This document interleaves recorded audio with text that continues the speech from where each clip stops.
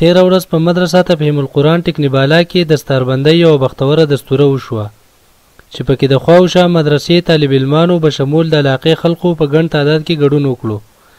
د پروګرام باقاعده آغاز د تلاوت کلام پاک نه وشو. د مدرسې مدیر مولانا شاهد صاحب افتتاحي کلمات وړاندې کړه او د راغلو میلمنو شکریه ادا کړه.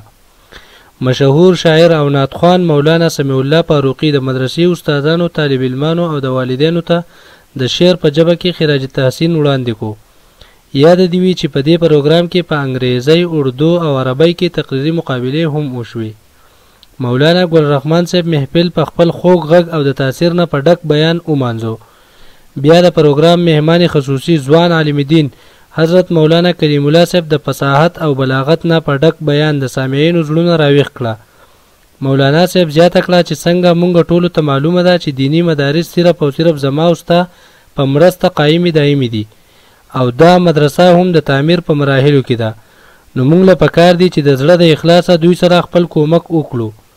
د مولانا صاحب د دې اعلان نه وروسته بلا خلکو د نقدو چندو او د سیمټو وغیره اعلانونه وکړه.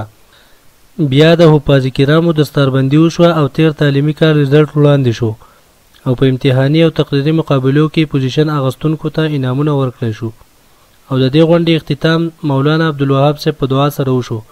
ان شاء الله ډېر ژر به تاسو د پروګرام پوره ویډیو د الخیام په پاڼه کتلی شئ. د نورو دینی او معلوماتي پروګرامونو دپاره زموږ پاڼه ALD نیوز الخیام لوړ دیر ضرور لایک او شیر کړئ. الخیام نیوز ټکنیبالا کوزدیر.